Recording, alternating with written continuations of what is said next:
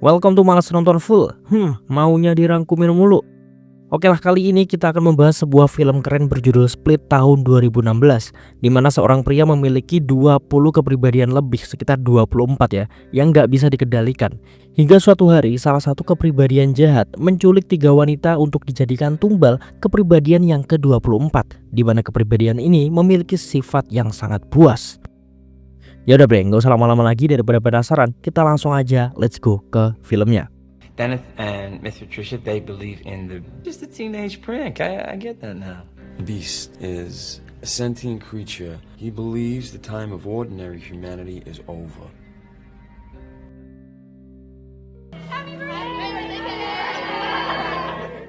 Film ini bermula di sebuah acara ulang tahun. Disinilah Casey Cook berada. Namun dia nampak tak menikmati acara dan menyendiri. Dia diundang oleh ayahnya Claire. Sebenarnya Claire nggak ingin mengundang Casey karena katanya nih Casey sering melakukan pelanggaran dan sering membentak guru di sekolah. Bahkan kabarnya Casey ini sering kabur-kaburan dari rumah, bre.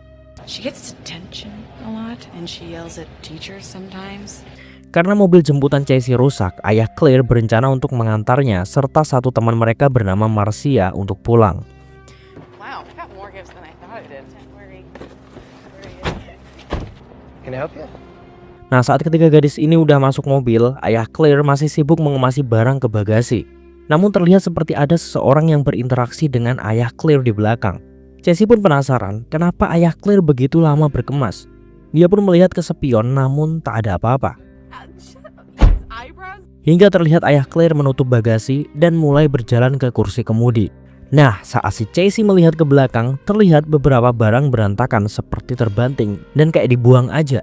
Ternyata yang duduk di kursi kemudi bukanlah ayah Claire, melainkan seorang pria botak bernama Kevin Wendell Crumb, yang mana mereka bertiga ini nggak mengenal Kevin sama sekali. Pardon me, sir. I think you have the wrong car. Tak lama si Kevin ini menyemprot kedua teman Casey dengan gas stimulan hingga mereka tertidur. Lanjut hal yang sama dilakukan pada Casey. Singkat cerita, kemudian mereka terbangun di sebuah ruangan sempit dengan 2 tempat tidur. Mereka bingung dong, apa yang sedang terjadi dan apa yang terjadi pada ayah Claire. Kemudian si penculik atau si Kevin masuk dan duduk sambil memandangi ketiga gadis tadi, bre. Setelah melihat-lihat, Kevin pun menarik dan memaksa Marcia untuk keluar kamar. Di sini Marcia meminta tolong. Casey kemudian membisiki Marcia agar dia mengencingi dirinya sendiri. Karena tentu ya di sini Casey mengira kalau ini adalah orang yang cabul aja gitu. Pee on yourself. Benar aja, gak lama Marcia dikembalikan karena Kevin sangat jijik. Kata Marcia, dia disuruh untuk menari. Makin panik lah cewek-cewek ini, bre. Kemudian Casey mengingat kenangan saat bersama ayah dan pamannya. Di sana dia diajari teori dalam hal perburuan. Ya, walau Casey adalah seorang gadis, dia tetap diajarkan oleh ayahnya yang memang seorang pemburu. How big was the wreck? It was huge. What are you supposed to look when you shoot kids? Because you got buck fever. Tak lama, scene memperlihatkan seorang wanita bernama Dr. Fletcher. Dia adalah seorang psikiatrik, bre. Tanpa sengaja dia melihat berita tentang seorang ayah yang pingsan kemudian mendapati mobil yang di dalamnya ada anak dan teman-temannya telah menghilang. Yang seperti kita tahu, itu adalah Casey, Claire, dan juga Marcia. 3 students abducted. The father of one of the students woke up dazed in King of Prussia. Kita kembali ke kondisi 3 gadis tadi, bre. Claire dan Marcia merencanakan untuk melawan si penculik. Namun Casey tak setuju dengan itu karena terlalu berbahaya bagi mereka. Apalagi mereka bertiga adalah perempuan ya. The only chance we have is if all 3 of us go crazy on this guy. We need you, Casey. Now, shut up, Plummy. Casey pun kembali terbayang dengan pelajaran berburu dari sang ayah. Di situ dia sedikit banyak tahu tentang hewan yang akan dijadikan sasaran berburu. Females are smarter than the males. They're trying to stay alive. Mating season. Boys make too much noise. Nah, di sini mulai terlihat latar belakang si Kevin saat dia mendatangi Dr. Fletcher. Ternyata Kevin ini adalah pasiennya Dr. Fletcher, bre. Diketahui Kevin ini mengidap DID atau Dissociative Identity Disorder, alias kepribadian ganda, dan ini gandanya nggak cuma 1, 2, 3 tapi 23 kepribadian. Yang 24 belum muncul ya. Yang tentu dari ke-23 kepribadian ini semuanya tuh beda. Dan yang menculik tadi adalah Kevin sebagai Dennis yang kejam dan menderita OCD. Di sini Kevin tiba-tiba menjadi orang yang sangat fashionable dan ceria. Dr. Fletcher memanggilnya Barry, bukan Kevin. Yah, Kevin sedang menjadi Barry yang fashionable sekarang. functioning very well, Barry. Yes, it is. Gua harap kalian gak usah bingung karena setiap nama yang berbeda itu adalah kepribadian ganda dari si Kevin. Dr. Fletcher sedikit curiga karena sikap aneh dari Barry. Dan lagi, mereka membahas soal email yang entah apa isinya. Dr. Fletcher kini dipenuhi rasa curiga dengan pasiennya itu, bre. Scene kemudian beralih ke CCCS. Mereka ini menyadari sesuatu saat mengintip dari celah pintu, di mana mereka melihat ada seorang wanita di sana. I'm getting frightened. I thought that you had this under control. Terdengar wanita itu berbicara dengan seseorang yang kemudian merujuk pada ruangan tempat di mana CCCS disandera. Reflekslah Marcia dan Claire meminta tolong. Namun saat si wanita itu datang dan membuka pintu, mereka semua sangat kaget. Itu adalah Kevin yang sedang menjadi Nyonya Patricia. Don't worry, I'll talk to him. He's not allowed to touch you. Di sana terlihat sikap Kevin yang lebih feminim tapi tetap menakutkan ya. Ternyata seseorang yang diajak bicara tadi ya nggak ada, bre. Kevin hanya berbicara dengan kepribadian yang lain. Wah, aneh banget lah. Dr. Fletcher percaya dia dapat membantu Kevin mengendalikan semua kepribadiannya, walau ada beberapa kepribadian jahat yang sulit untuk ditangani. Dr. Fletcher pun masih sangat optimis. He's just trying to scare us. To make a full conversation with himself. Di sini semua kebingungan ya dengan apa yang terjadi pada si penculik. Apakah dia hanya berusaha menakuti mereka aja atau emang aneh ya? Gak lama Kevin sebagai Dennis pun datang. Kita sama-sama tahu ya kalau Dennis ini menderita OCD. Dia nggak bisa melihat apapun berantakan dan kotor. Sehingga dia di sini memberikan alat-alat kebersihan untuk digunakan CCCS membersihkan kamar mandi. Make it easy, I've color-coded these paint bottle for the ceramic surfaces. Singkat cerita, CCCS didatangi satu kepribadian lagi. Dia adalah Hedwig, seorang anak laki-laki berusia 9 tahun. My name's Hedwig. I have red socks. Dia terlihat ceria dan penuh rasa penasaran. Dia bilang, Dennis akan segera datang dan kalian akan takut. Kemudian Casey membisikkan ke telinga Hedwig bahwa Nyonya Patricia sebenarnya mengincar Hedwig.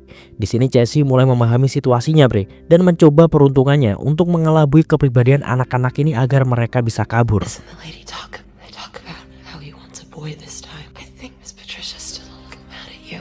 Terlihat Hedwig percaya bahkan menangis setelah mendengar itu. Ia mirip anak-anak aja.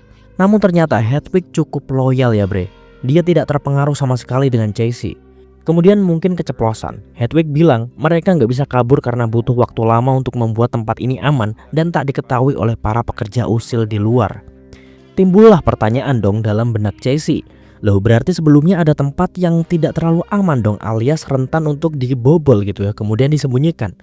Nah, saat Hedwig pergi, mereka mencoba mencari tempat yang tak aman tersebut seperti kata Hedwig. Hingga Claire pun menemukannya. Claire mencoba untuk merusaknya, sementara Casey bertugas untuk mengawasi barangkali si penculik datang lagi. Benar aja, bre, saat udah berhasil dijebol Claire dengan hak sepatunya, terlihat semacam fan yang terbuat dari besi di sana. Claire pun bergegas menyelesaikan itu demi bisa keluar dari tempat itu. Namun tak lama Hedwig pun datang. Dia mencoba masuk namun dihalangi Marcia dan Casey.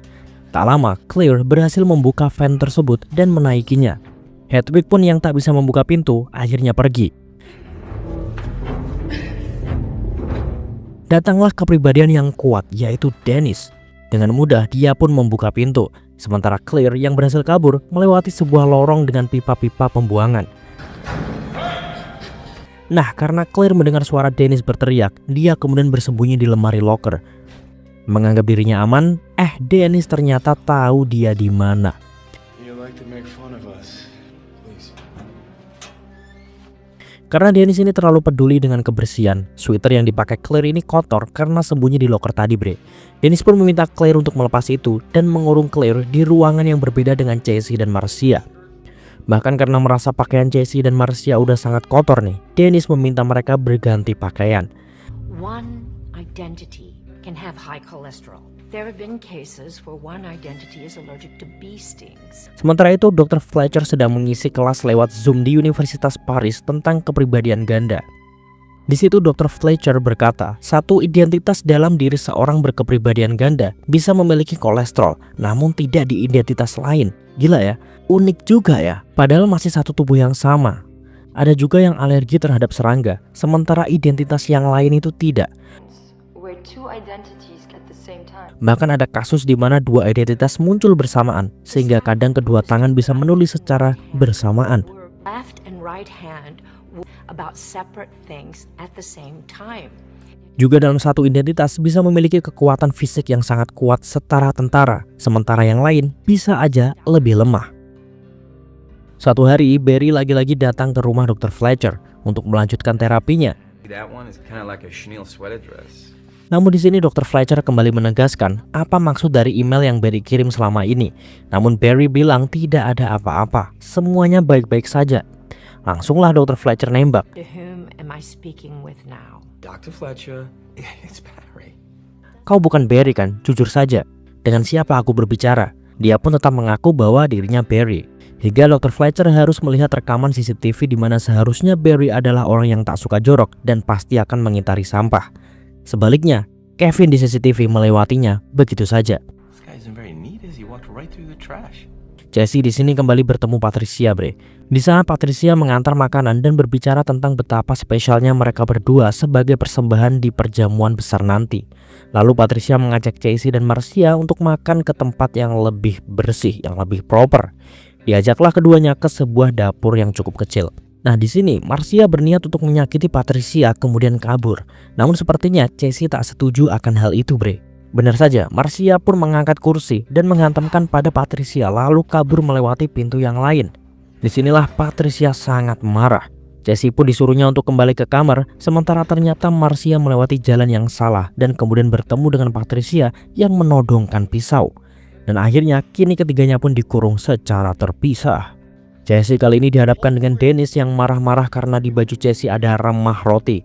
Mau gak mau Dennis pun harus mengganti itu. You've got a crumb on your shirt. Take it off.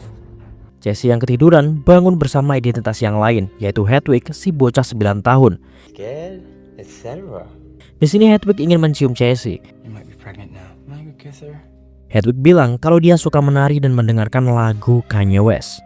Hedwig pun lanjut bercerita bahwa di kamarnya ada pemutar musik yang ia letakkan di sebelah jendela. Nah, Jesse merasa ada kesempatan emas nih di sini. Dia akhirnya merayu Hedwig agar dirinya diizinkan untuk ikut ke kamarnya dan mendengarkan musik bersama. No, my music's in my room. You trying to trick me? Untuk lebih meyakinkan Hedwig, Jesse menceritakan tentang dirinya yang selalu bertindak dan selalu mendapat masalah di sekolah. Hal ini karena Jesse ingin dijauhi orang-orang untuk menjadi penyendiri, bre. Itulah sebabnya Jesse selama ini sering terkena masalah. Hedwig tak terlalu terpengaruh. Dia pun bilang akan mengajaknya setelah Dennis berhasil mempersiapkan ritual, katanya. Untuk sementara, gagallah rencana Jesse. Barry untuk kesekian kalinya mengunjungi Dr. Fletcher. Di sini Dr. Fletcher semakin mencurigai Barry dan kemudian bilang, dengan siapa aku sebenarnya? Kau tak perlu bersembunyi. Dennis, if this is you, I completely understand. You felt the need to take over and protect the others. Doctor, not this again. Dennis, is that you? Setelah didesak, barulah dia mengaku bahwa selama ini yang datang bukanlah Barry, melainkan Dennis. Dennis bilang identitas lain selalu melarang Dennis dan Patricia untuk mengambil alih kesadaran. Mereka selalu diejek. Dan disinilah mereka berbicara tentang kisah makhluk buas atau The Beast yang sangat kuat bahkan bisa memanjat tembok seperti laba-laba. Patricia dan Dennis sangat mempercayai keberadaannya, namun belum pernah bertemu sama sekali, alias kepribadian ini tuh belum muncul, bre, di tubuh Kevin. Fourth identity is a fantasy. Hurry up. Let's go. Lanjut kita kembali ke Jesse. Hedwig lagi-lagi datang dan secara diam-diam mengajak Jesse ke kamarnya yang katanya ada pemutar musik yang ia taruh di sebelah jendela. Setelah sampai, terlihat Hedwig berjoget-joget ria seperti anak kecil.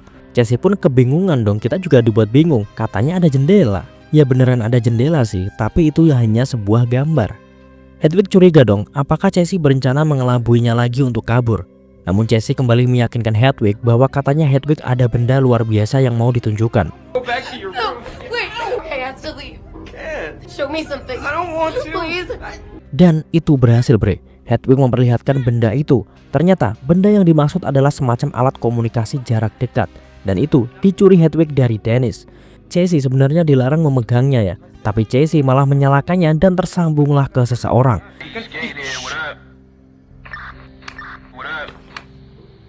Hedwig melarang Jesse berbicara, namun Jesse meminta tolong pada orang itu, bre. Hello, my name is Casey Cook. I'm abducted with 2 other girls. Sayangnya, orang di balik suara itu hanya menganggap Casey main-main dan mengira itu adalah saudaranya yang sedang mengerjainya. Sialnya, Hedwig berubah menjadi Patricia dan menuntun kembali Casey ke kamarnya. Aduh, sial banget lah. Muncullah Dennis yang kemudian bilang, The beast is a sentient creature. He believes the time of ordinary humanity is over. You will be in the presence of something greater. Tonight is a sacred night. jadi bisa dibilang ini adalah malam terakhir mereka, bre, sebelum The Beast akhirnya muncul. Casey lagi-lagi teringat dengan masa lalunya yang ternyata pernah dilecehkan oleh sang paman dan banyak mendapatkan tindak kekerasan dari sang paman. Kasian banget. Kita beralih ke Dr. Fletcher yang lagi-lagi mendapat semakin banyak email dari Barry yang bilang kepadanya, kami butuh kau. Singkat cerita, malam saat Dennis akan menjemput makhluk buas atau The Beast sebagai identitas ke-24 mereka, Dr. Fletcher pun datang. Hello, Dennis. One of the others emailed me just now. We're fine. Mereka berdua pun berbicara dalam bangunan tempat Dennis menyekap Casey CS. Di sana, Dennis berbicara banyak tentang The Beast. Dennis berkata dia bohong saat bilang dia tidak pernah bertemu dengan The Beast. Sebenarnya dirinya dan Patricia pernah menemuinya. Perwujudannya lebih besar dari Dennis dengan otot-ototnya dan tentu lebih kuat serta mengerikan. Dr. Fletcher pun semakin khawatir, bre. Sebelum pulang, Dr. Fletcher menyelipkan sapu tangan ke sela handle pintu, bre. Entah untuk apa.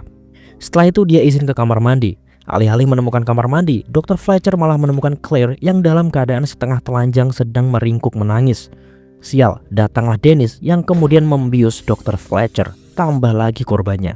Dennis pun melanjutkan apa yang tertunda, yaitu menjemput The Beast di stasiun kereta. Thank you, Dennis. Claire pun memanggil Marcia yang memang mereka ini disekap di ruang yang bersebelahan. There's a lady. Someone's here. Claire pun bilang bahwa ada seorang wanita tadi. Marcia disuruhnya untuk mencari benda yang bisa untuk membuka pintu. Kini mereka pun bertarung melawan waktu sebelum The Beast muncul. Sementara Casey berhasil keluar dari kamarnya, namun di sana dia melihat ada komputer jadul. Di sanalah Casey melihat berkas-berkas video dengan nama-nama yang berbeda. Di sisi lain, Claire dan Marcia masih berusaha untuk membuka grendel pintu. Walaupun sangat kesulitan, mereka tetap mencoba. We're gonna get Casey. You can do this, Marcia. Di stasiun, Dennis membeli bunga untuk menyambut identitas ke-24 mereka, yaitu The Beast. Meskipun agak aneh ya, ini kan identitas ke-24, kenapa harus dijemput di stasiun gitu ya? Oke lah, kita lanjut dulu. Nah, Casey yang sedang berada di depan komputer, bre, membuka berkas itu satu persatu. Ternyata itu adalah cara para identitas untuk saling berkomunikasi, yaitu lewat sebuah rekaman video, di mana terlihat ada satu identitas yang punya penyakit diabetes, namun tidak dengan yang lain. Di situ juga ada Barry, di mana ternyata dulu Barry lah yang memutuskan siapa saja yang bisa mengambil alih tubuh Kevin. Namun sekarang Barry tidak berdaya karena ada Dennis, Patricia, dan Hedwig yang bisa sesuka hati muncul. Someone is stealing the life from me when I'm not aware. Itulah kenapa kita sering melihat mereka bertiga daripada identitas yang lain. Selain itu, Dennis yang telah memasuki kereta kini berubah menjadi The Beast, identitas yang baru, dan segera pulang untuk menyantap persembahan yang telah disiapkan. Bisa terlihat identitas baru ini memiliki kecepatan dan kekuatan yang di luar logika, bre. Dia berlari dengan sangat kencang hingga sampailah dia di TKP. Marcia masih belum bisa membuka grendel pintu, sementara Dr. Fletcher melihat sedang menulis sesuatu di kertas. Tak lama ada yang datang. Yaps, itu adalah Kevin dengan identitas ke-24, The Beast yang penuh otot dan kejam. Disinilah Dr. Fletcher akan dihabisi oleh The Beast. Dr. Fletcher mencoba untuk menusuk The Beast dengan pisau buah, tapi malah pisau itu yang patah, bre. Gila, emang beneran kuat ya. The Beast pun memeluk Dr. Fletcher dan meremukkan tulang-tulangnya hingga tewas. Di sisi lain, setelah mendengarkan banyak keluh kesah dari identitas Kevin yang lain lewat video, Casey menyadari bahwa ada kunci di balik tempat baju. Casey pun berhasil keluar, namun di lorong terlihat sangat sepi, bre. Sampai dia membuka salah satu ruangan di mana terlihat Marcia sudah dalam keadaan tercabik-cabik. Hal yang sama terjadi pada Claire. Namun saat The Beast ada di sana, Casey langsung mengunci tempat itu dan lari ke ruangan sebelah tempat Dr. Fletcher tergeletak. Tak lama, The Beast yang memiliki kekuatan di luar nalar berhasil membuka pintu, sementara Casey menemukan kertas yang ditulis Dr. Fletcher. Kertas itu berbunyi, panggil namanya Kevin Wendell Crumb. Tiba-tiba The Beast sudah ada di ruangan itu dengan memanjat tembok seperti laba-laba. Ngeri banget, bre. Kevin Wendell Crumb. Casey pun kemudian memanggil namanya. Si Kevin dengan identitas The Beast kemudian seperti lemas dan pergi. Kita langsung dibawa ke masa lalu Kevin yang ternyata saat usianya masih 3 tahun dia sering disiksa ibunya bre. Dan setelah itu setiap ibunya memanggil nama lengkapnya, Kevin selalu menjadi ketakutan luar biasa. Dan saat itulah identitas Dennis muncul pertama kali. Nah, kita kembali ke Jesse. Di sini tiba-tiba Kevin hadir bre. Who are you? What's happening? Something horrible. Yaps, udah sejak lama identitas asli ini kembali muncul. Diketahui sosok Kevin ini terakhir muncul di tahun 2014, sementara setting film ini di tahun 2016. Bahkan Kevin sendiri bingung apa yang terjadi. Dia bertanya pada Jesse, "Apa aku melukaimu?" Bahkan Kevin menyuruh Jesse mengambil senapan di kabinet belakang serta peluru di loker untuk membunuh Kevin jika berbuat jahat. There's a shotgun I bought. Kill me. Karena Kevin menyadari bahwa dia tak bisa mengendalikan dirinya. Kemudian Jade muncul melarang Jesse menembaknya. Dia berbicara jika dia dan kawan-kawannya telah mengirim email ke Dr. Fletcher sebelumnya untuk meminta bantuan. Seiring waktu, kesadaran Jade pun berusaha direbut. Lalu Barry masuk disusul Hedwig. I'm gonna work through this. My name is Barry. Shouldn't have used the walkie-talkie. Stop it, Hedwig. Kemudian The Beast kembali menguasai tubuh Kevin. Jesse pun berlari dengan membawa senapan sambil mencari peluru di loker seperti apa yang dikatakan Kevin. Singkat cerita, The Beast pun berhasil menguasai tubuh Kevin sepenuhnya bre, dan mengejar Jesse. Di sini Jesse pun sempat terluka cukup parah di bagian kaki serta bajunya sobek-sobek. Jesse dalam keadaan ketakutan di hadapan The Beast yang semakin menyeramkan. Jesse pun masuk ke dalam kerangkeng besi, namun dari sinilah dia bisa menembak The Beast. Sialnya, The Beast hanya terluka dan tak menimbulkan efek yang serius bre. The Beast bilang orang yang tak pernah memiliki luka masa lalu mereka belum murni. Mereka harus dibunuh untuk dimurnikan. Kemudian saat akan masuk dan merusak jeruji besi, The Beast melihat banyak bekas luka di tubuh Jesse. Di sini pun The Beast menyadari bahwa Jesse berbeda dari yang lain. Dia telah murni. Your heart is pure joy. The Beast pun meninggalkan Jesse. Hari berganti, sementara Jesse masih berada di dalam kerangkeng yang kemudian diselamatkan oleh bapak-bapak. Dia ternyata adalah seorang penjaga kebun binatang bre. Yaps, tempat penyanderaan Jesse berada di ruang bawah tanah, sebuah kebun binatang, di mana ruang itu adalah ruang pemeliharaan. Jesse pun selamat dan kasus ini pun mulai diselidiki polisi. Your uncle's here. Di sebuah bar, berita ini terdengar. Hingga satu orang perempuan membahas bahwa kasus ini sama dengan kasus 15 tahun yang lalu, saat seorang di kursi roda yang ada di penjara melakukan hal yang hampir sama. Tapi dia lupa siapa namanya. Kemudian pria di sampingnya menjawab, Mr. Glass. Nah bre, yang menarik dari film ini, Mr. Glass ini adalah sebuah film berjudul Unbreakable tahun 2000 yang bercerita hampir mirip dengan Split ini. Ya mungkin kita akan membahas film itu juga nanti. Dan yang paling menarik, Unbreakable dan Split berkolaborasi menjadi satu film berjudul Glass tahun 2019. Oke lah, nanti kita akan bahas ya. It didn't go through. We are what we believe we are. Holy shit. So what do we do now? Let him show the world how powerful we can be. Film pun berakhir. Nah bre, gimana? Menarik kan? Dan mungkin sekian dulu dari Malas Nonton Full. Silahkan yang mau request terus saja di kolom komentar. Jangan lupa subscribe, bunyi lonceng notifikasinya supaya kalian gak ketinggalan konten-konten terbaru dari Malas Nonton Full. See ya and bye-bye.